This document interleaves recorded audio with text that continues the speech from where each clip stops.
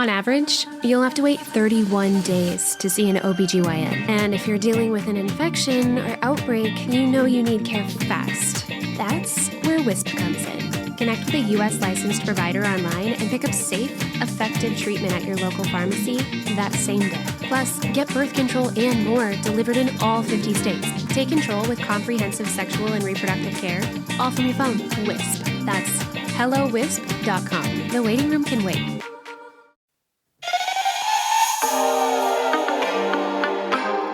Chicanos unite.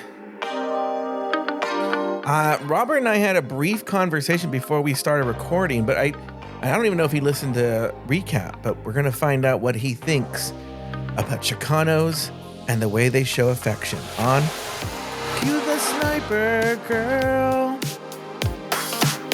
We're gonna talk Roberto Mata's world and Latinos that he knows.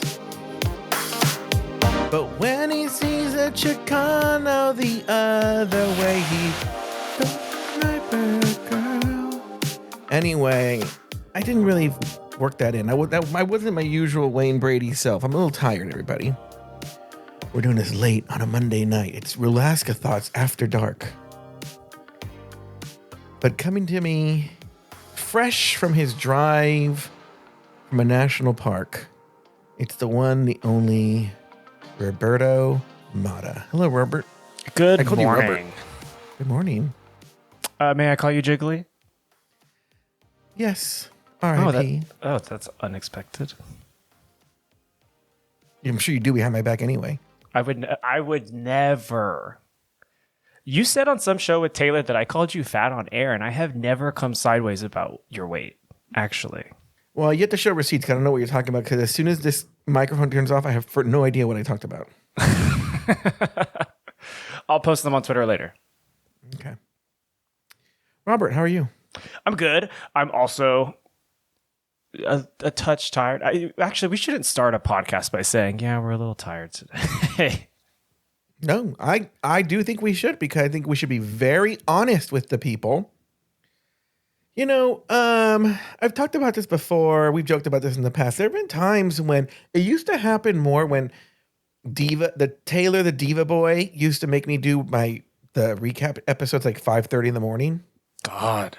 Oh yeah. And I would be like, before we went record, I'd be like, oh my God, I'm so tired. And he would be, I don't know, he'd be him, and I'm like, and then the thing would come on, and be like, oh, No, there's a little bit of that right now. I tap into the very last reserve of energy that I have, and then I use it for the remainder of the show. But then after this, I'll just watch TikTok in bed and go to sleep. I can't wait to rot after this, actually. I don't like. I know the term bed rot. I don't like to say it because it makes me think I'm actually rotting. Well, we are getting older with every passing minute, girl. I know. I saw this. I almost sent it to you, but I know you get very sensitive about your age. This TikTok. When have I ever? And it was a twink saying, "Tell any gay over 30 to stop calling themselves young or a twink." It was very obnoxious, but I was like. I'm used to it. I've already heard it for nearly 20 years, Is that same annoying faggot who said, don't bring women to high tops? Yeah, that same guy, yeah. Fuck that guy, dude. I was like, oh, Robert and Christian would die. Well, anyway, firstly, I've never been a twink, and I would never claim twink, so there's that. Mm-hmm. Well, you know how I feel about this. I don't think Christian's ever been a twink either. Even though Christian looks great, I don't think twinks can be tall. Oh, the old argument. Anyway, Robert Mata, here's what we're going to do. You guys are very lucky today because I'm tired. Download the Patreon app. Sign up as a free member. I mean, I don't know how many times I can tell you it's a valuable app. And patreon.com, media, scroll up on an episode, blah, blah, blah, blah. We're going to take a break. When we come back, we're going to talk about the episode.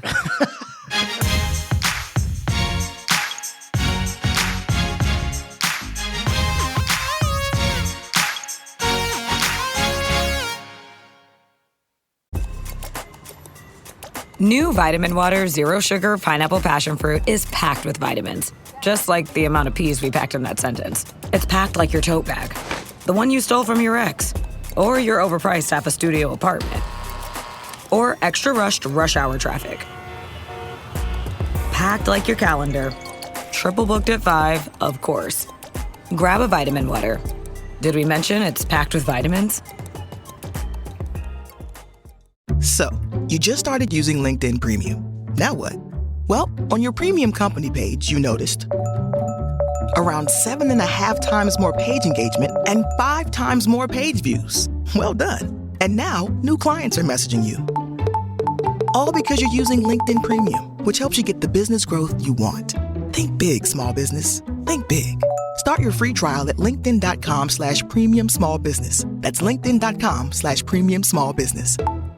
All right, here we go. New Phineas and Ferb is here. We're back, baby. For 104 more days I know what we're gonna do today. of summer vacation. I am ready for summer shenanigans. Let's do it. Oh, yeah. All right. We're gonna bust Phineas and Ferb once and for all. Are we gonna do this again? New inventions, shenanigans, innators, adventures, and songs. Brand new summer vacation. New Phineas and Ferb starts June 5th on Disney Channel and next day on Disney Plus on disneyplus.disney.com.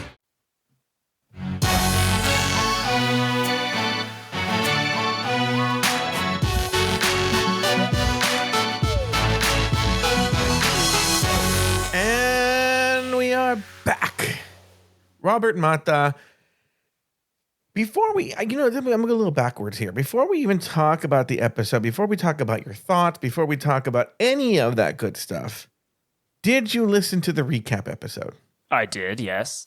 And so I posed this question on Patreon, so I already know the answers that have appeared there. But I specifically said I was going to talk to you about this, which was, I had one interpretation when I watched the episode, and then Taylor had a different interpretation about Mistress Isabel Brooks and the way she comes across and all of that jazz and how she dealt with Tina Burner. And you know what I'm talking about. You listen to the episode. I'm assuming anyone who listens to this listens to the episode. And I said on the air, I think maybe I'm seeing it through a Chicano lens. And so I do know that at least Mexican Americans often show their affection through, basically roasting the other person. And, Taylor saw as a bully. Now I'm dying to hear what your take on this is. It almost seems that we should give Nicole Page Brooks from Atlanta, Georgia, honorary Latino card, because I felt the way that she was roasting all the girls in the room and just casually, putting in light shade and reads into most of her interactions was closer to what I'm used to experiencing with fellow Latinos. Actually, it's a bit more tart. It's a bit more well packaged. Whereas I don't think Mistress has quite the I'll say it. I don't think she's as eloquent as she thinks she is.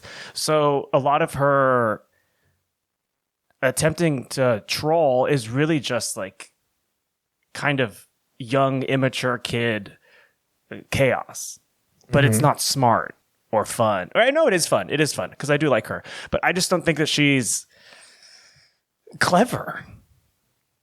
Well, the question wasn't whether she was clever or whether she was successful. Yes. I'm saying Taylor seemed to feel it came from a bullying place, a mean place. And I take it to the clever place because I think that if she was smarter and wittier and faster, then she would actually be able to take her trolling to a fun...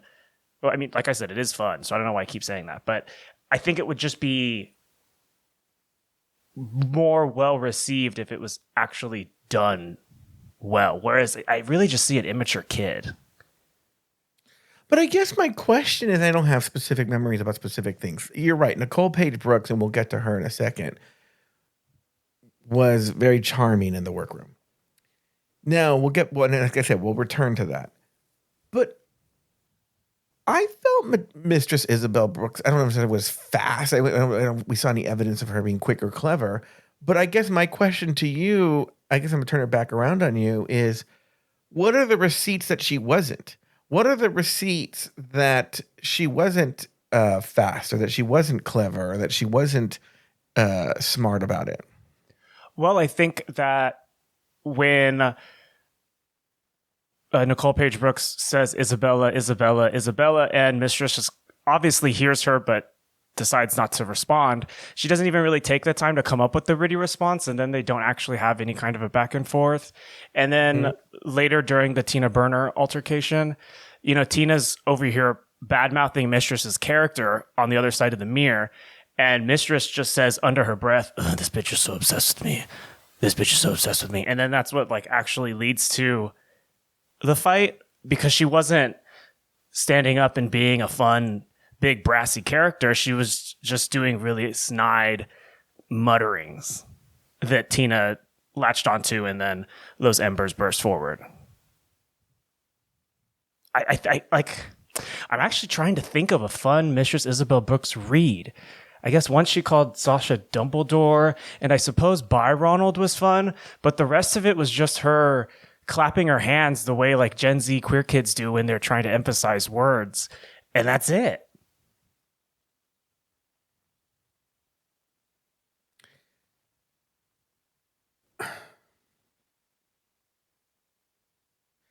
The reason I'm taking a pause is not because I'm trying to defend her or anything. I'm trying to think of a realist, especially since we're tired and we don't want to spend more time on here than we want to. I took a nap during the break. I'm re-energized. Is trying to think of a logistically feasible way for me to go pull the audio. Because if I go play the audio right now, you're not going to... Oh, you know what? I know how to do it. Okay. The toy. On my phone. Okay. I think it'll be great. Sure, until it's not. Until she turns on you. Turns on me? She's just so fucking obsessed with me. The daughter, read her. Don't talk about my mother like that. Thank you. Wow. Okay, I'm gonna stop right there. So the daughter read her. Not quick or clever or funny?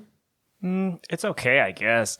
I don't understand why a bunch of skinny little white twinks seem to gravitate towards making Mistress, who's 2 or 3 years older than them, their drag mother, but whatever. People wonder the same thing about me. All right, here we go. You know what? I'm gonna be the first to say right here. Tina's been at me, but I'm not gonna give it to her because let me tell you something. This bitch is obsessed with me. Ever since I tweeted that picture of her in that nasty Skittles wig, she wants to try to come for me. And it's like, girl, give it up, Mary. When did I ever come for you? Weren't you the one sliding into my DMs? Oh, no. Because I believe you were. I think this is a trick and post. Why would they've been coming at each other, and then she says, "Why aren't you the one sliding into my DMs?" I'm like, and they go, oh, and they all turn around. And I'm like, "It's not, Mama. It's not that serious that she said that." I do think Skittles' wig is funny. I'll give her that too. Okay. I believe I wasn't the one who responded, if we recall. I would like to see the receipt. I have the receipt, sweetie. Since we're going there, let's take it there. When I tweeted this picture of Tina, I reached out because I didn't want her to be mad, but she was That is not at all what happened. She was real bitter and nasty. That is not at all what happened. No. You sound like a fucking gay chicken coop in here. You're a liar? No, baby, that's not what happened. But I've never been a liar, bitch. Don't be mad about how you look. You look like that. Wait, so if you look like that, you look like that. Babe, if you don't want no one posting the picture, take it off Getty Images. I don't know what else to say. Take it off Getty Images is not bad.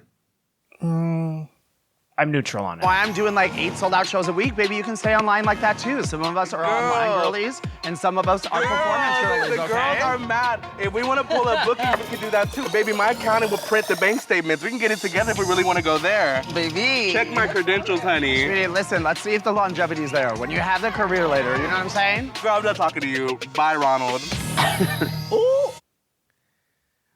Look, neither one of them was at their best. Here's the deal, though, and Taylor and I talked about this. I'm not even still sure right now, I've seen it again, whether it was a joke or not. If it was a joke on Mistress to post the Skittles wig? On both of them. Were they having fun? And Kiki, because they're smiling as they do this. I think Mistress likes to think that she gives big boss unbothered energy when she doesn't. You know, her emotions are actually always out on her sleeve. Like, for instance, when she, at the end of the lip sync, when Ruth says, you know, everyone go dance, and she's obviously plucked as fuck. Mm-hmm. Not to mention, like, going back to the season 15 finale, when apparently she held up production for, like, quite some time because she was pissed she didn't make it into the final two. So, all this to say that you side with Taylor. I actually don't side with Taylor because I don't think Mistress is a bully. I don't think she's powerful enough to be a bully. Quite honestly, I think she can be needling and annoying to those in the room who aren't willing to engage with that kind of energy, and really no one has to. But otherwise, I do think she's just a fun kid doing fun kid things. I just don't give her I don't know what the word is. I'm not threatened or impressed by her. I think what's more important here is, do you agree with Taylor's flattery of me? About you being Howard Stern? Just all the flattery, not just that.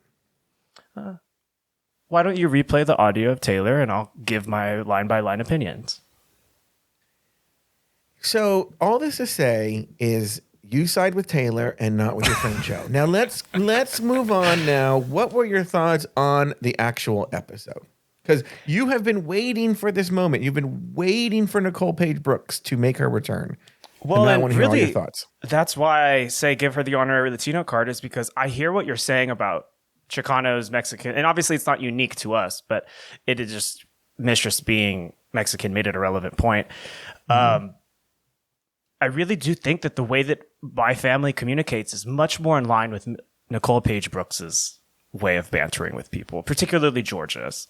And I watched Untucked, and the girls, including Mistress, sort of like chide Nicole Paige Brooks for coming for Georgia so much, until they finally come to a place of understanding about the fact that she actually loves Georgia. It's just how she expresses her love and affection. It sounds like I need to watch this Untucked episode. Well, I really just wanted more of Nicole Paige Brooks. And as far as guest judges go, I would not at all have minded seeing Suzanne Barch come into the Untucked Lounge. That's a guest judge that I'm like, yeah, please. No, she didn't.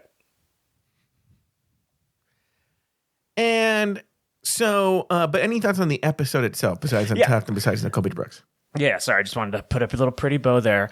Mm-hmm. I liked the episode a lot. I really enjoyed Lydia's look. I enjoyed Tina Burner's redemption. I enjoyed really a lot of it, actually. One of the things that made me laugh the most throughout the episode was the stain on Georges' sweater. Oh, shit, it was in my notes and I forgot to bring it up. Yes. Uh-huh. Why was that? No one told her? I know, or I'm sure they could have easily taken it out for her. It was so that too. Yeah, I don't know why I didn't bring that. It was in my notes. I don't know why I didn't bring it up. Yeah, I mean, that was distracting. Minute. In fact, I couldn't even pay attention to anything she was saying in her table visit. Well, you know, God damn, RuPaul is obsessed with Georges. It's actually really funny to see. But speaking of table visits, I was kind of uncomfortable during Lydia's, and I think I realize now why I don't see the star power the way everyone else seems to, and it's because she isn't capable of actually having a productive conversation with RuPaul or any of the judges. Like, the only thing she ever says in response to RuPaul is, yes, me too, I agree, thank you. It's just very empty, and she's a nervous kid for sure. Yeah. But I'm like, say something. Like, Georges is talking and bantering, and they're going back and they're girling out. But Lydia's just like, I don't know, a student, like very afraid to ask their teacher any questions. I'm not hesitant. Again, another thing with the hesitation, I think you're right. I think you've nailed the reason why, and I could see, I can imagine a world where RuPaul is charmed by that.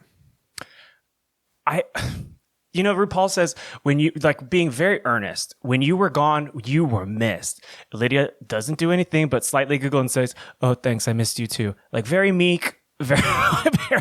But What is Robert, that? what was she supposed to say? I don't know because I can't occupy her headspace and be able to. And how is that different from what Georges does? Because Georges actually talks back with RuPaul and they have an actual Yeah, but she exchange just of yes and the shit conversations. out of her. She yes At and the least shit she's out of her. saying something. Lydia doesn't say anything.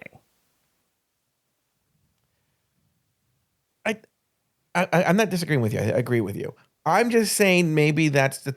I'm starting to think that maybe Rue has a thing for twinks, and we just never seen it before. Maybe so. I mean, she loves Georges. You know. And I'm actually in the I'm in the boat where, like, honestly, like, yes, look, Georges looks horrible in confessionals, and I'm not into women, but she looks like, you know, so on that. But like when she's in the workroom, man, Georges is fucking gorgeous to me, right? I'm just like, oh my God, right? Ignoring the stain. I put the stain there. Ew. In my imagination. But not because I came on her, but because I gave her nachos and it was too greasy. Oh, okay. Yeah. So but that said, I don't see, like, RuPaul loves her and reacts to her in a way that I don't think is worth the energy she put. Like, in other words, she says a joke and they're fine, and RuPaul laughs way too hard. I kind of get it with Georges. I don't really get it yet with Lydia. Okay, but Nicole liked Page her look Brooks. a lot. Nicole Page Brooks was way funnier than Georges, and RuPaul didn't laugh 50% as much as she did it. True. Georges. I also think he just fully doesn't remember Nicole Page Brooks at all. No, they just told him she was in the season. Yeah. Whereas Georges was there last year. So, yeah. Any other thoughts on the episode? I also found it interesting how Carrie Colby can't seem to deliver a confessional straight. Every time she would come up with something, she would look down or to the right or the left. Like, and I think the very first time it happened, she walked in, she's like, "It's Carrie Colby. Big winner, ...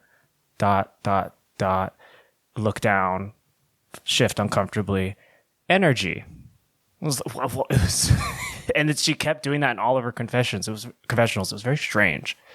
Strange gal.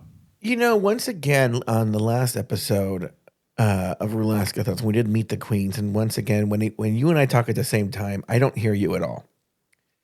And I think I must have been talking to her for whatever reason. I didn't hear you during the recording say, but it is true.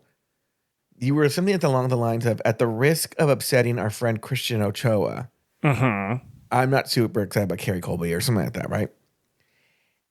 And it's true, is that our friend Christian thinks, like probably Carrie does, that RuPaul's Drag Race is all about the looks and nothing else should matter. And that's why I'm like, well, we'll see next week with the rapping roast. But Carrie's acting like she's grown so much and she's ready to come, but she's just serving the same shit she served last time. From what I RuPaul asked her at that table visit, "What is your ministry? What do you do? What do you do successfully? Quickly." Yeah. And she just said, "Oh, you know, my confidence." And she says unconfidently. Yeah, unconfidently. It was interesting. And I was so confused when they were like lathering praise over her ball look in Untucked, like the other queens, because it was not good at all. I don't think it was necessarily bad, but I just think it was like, well, that's it. Like, I didn't think there was much to it. It was very hodgepodge type of, let me just throw these 8 items together. Oh, that's another note I had on the episode. Mm-hmm. It was very slow watching every single queen have to point out the 8 elements on their outfit. I don't know why we did that. Yeah, and there was also no point of reference. There was no, like, it was like the anti-Chekhov's gun. What do we know? What do we care? We didn't see what the 8 items were. True. And they had no thematic, like, linking, so it seemed completely unnecessary and really ruined the flow of the episode for me. They could have said 8 things that they made up, and I would have been like, all right, well, okay. Did Mistress count that blue shit she stuffed in that purse? Yes, she did. I think by that point I had like tuned out mostly both times I watched it. And I was like, I cannot watch girls point at the different pieces of their fabrics. How were you able to watch the show in Yosemite? I watched it Thursday night when it released. And then I rolled back from Yosemite around 5 p.m. So between then and now I had time. Oh, I see. Any other big thoughts on this episode? I'm rolling through in my head what else happened. I can't think of any other watershed moments. So let's talk about Nicole Page Brooks. Let's talk about her. She poses an interesting little puzzle in my brain because she's that rare person. There have been others. They don't come to mind right away. Who is making great television in the workroom, super charming, super says funny things in the workroom. The confessionals is very easy and comfortable with Rue. The table visits was funny there too. But that outfit she wore on the runway was a hot mess. And so I think she's one of these people that's just the quality isn't there of what she can do. Now, granted, it was a sewing challenge. It was a but what do you think of that? Well, respectfully, the quality wasn't there in season 2 either. And one of the first confessionals I think a queen made about her was, you've been doing drag and like that's where you're at. Like maybe this just isn't for you then, doll. Yeah. And let's add another 15 years to that now, and it's still really at the same level. And I think the gall to just present it and say, you know what, this is my character, this is my kind of drag, and I've perfected my vision of myself in drag, and I hope you all like it. Fuck y'all if you don't. And I'm so into it. This is what we mean when we say bring back mall drag, right? Simple. Wear just a little slip dress. I don't care, as long as you are commanding presence on that microphone or in that room. I don't give a shit what you're wearing. Going to a Nicole Page Brooks brunch would be the moment. But does she ever perform out here? Have you ever gone to see her live out here? I saw her once at Mickey's probably 10 years ago. I guess my question is that, not question, is actually a comment, is going back to what we said is, she's that person. She's been doing drag since 1995. 5, she said? Yeah. That means that's like 13 years before Drag Race was even a thing, or 14 years. And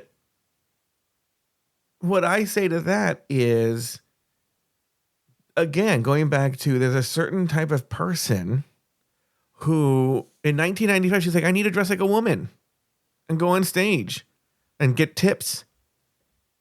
As I lip sync to I Need a Hero at a little club in Atlanta, Georgia. For her. Yeah. And that kind of personality brings with it a je ne sais quoi, if you will, that does well on television. That's who we like to see on our television screen, because she was doing it before there was a Drag Race. And so I think that's why she's good. You got the sense that she knows who she is. Exactly. She's very comfortable with her persona.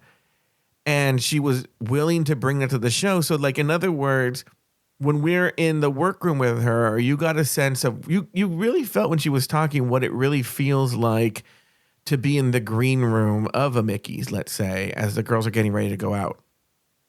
Whereas I think the other ones, the younger ones, are much more aware that they're on a television show and trying to formulate a persona because they don't have one formed yet, because they're so new at this. And this includes your girlfriend, Mistress Isabel Brooks. Well, that's actually, I was about to say the very same, is that I feel the contrived bits of her trying to develop a persona.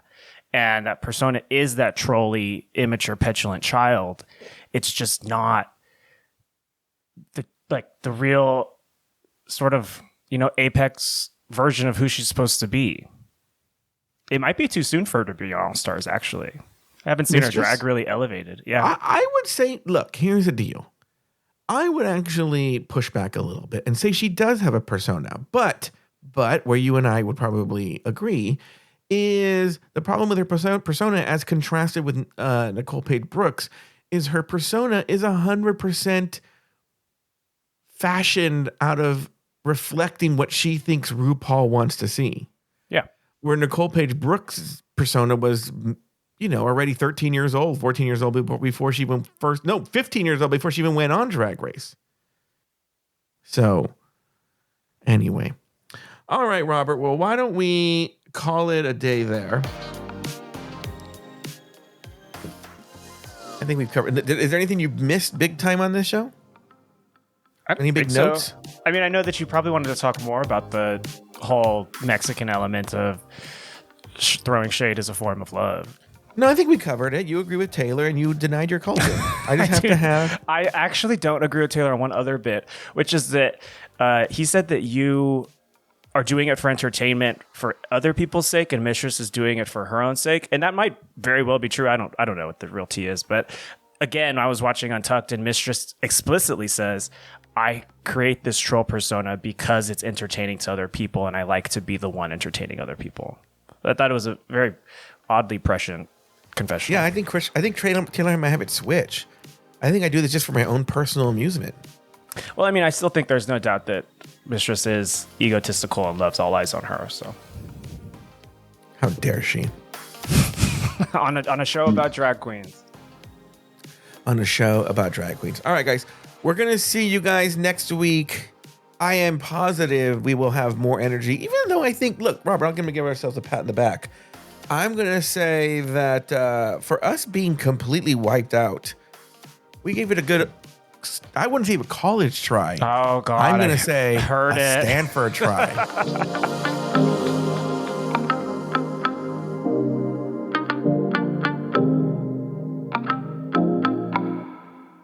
This podcast is sponsored by Talkspace. May is Mental Health Awareness Month, and Talkspace, the leading virtual therapy provider, is telling everyone, let's face it in therapy. By talking or texting with a supportive, licensed therapist at Talkspace, you can face whatever is holding you back, whether it's mental health symptoms, relationship drama, past trauma, bad habits, or another challenge that you need support to work through.